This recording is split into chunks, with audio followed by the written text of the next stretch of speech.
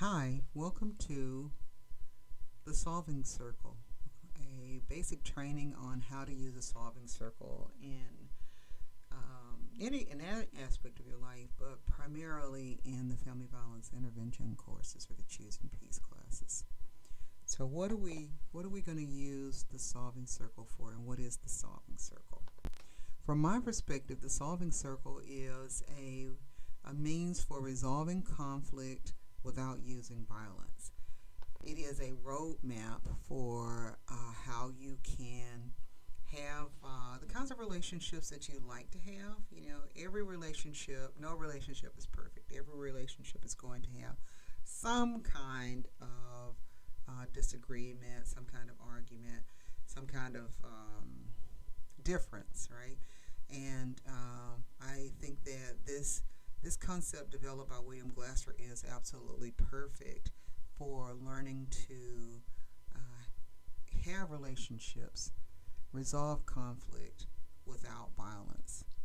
I like to think of this as choosing peace. And so, what we're doing is making a conscious, intentional effort to look for ways to engage in conversation with the people that we love and care about in a way that is harmonious, right? It helps us to get what we want, get our needs met, get our wants without, in an effective way, without causing problems for ourselves or anyone else. Glasser identified some relationship tonics. He called them the connecting habits. And we have developed an acronym to help us to make it a little easier, to help us to remember these connecting habits or the relationship tonics. And they are the acronym is ANTLERS, but it stands for accepting, negotiating differences, trusting, listening, encouraging, respecting, and supporting. And we're doing this all while we are in preparation for using the solving circle. So, what are the rules or the guidelines for using the solving circle?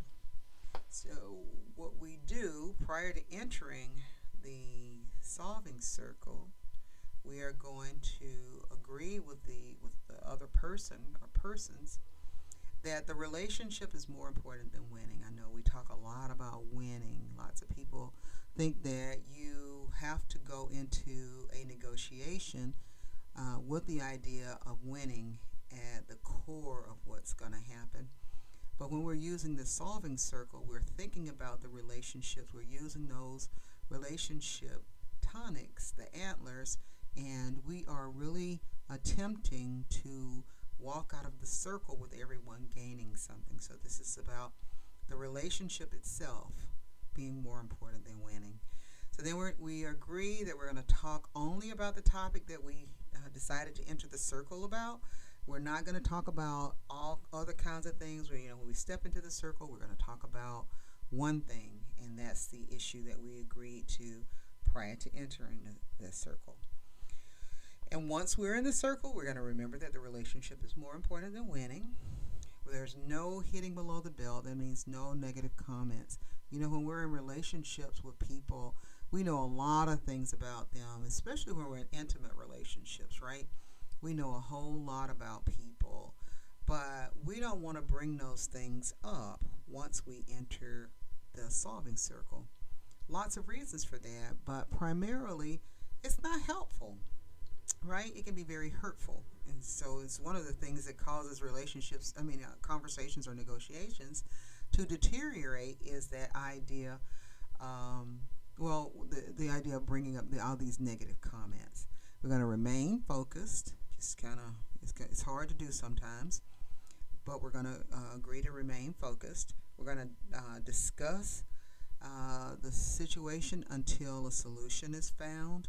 If we can't come up with a peaceful solution where everyone's winning, we're going to step out of the circle and then return to the circle as soon as possible. We're going to monitor our emotional state.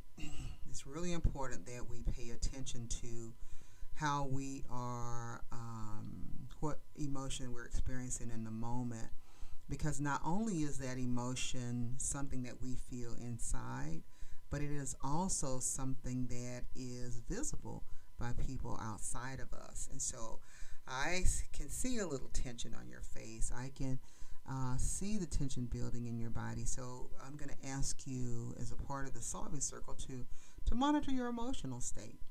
And also think to yourself, is what I'm about to say or do going to help or hurt the relationship that we're in this circle to maintain? And so if it's going to hurt the relationship, then just don't do it.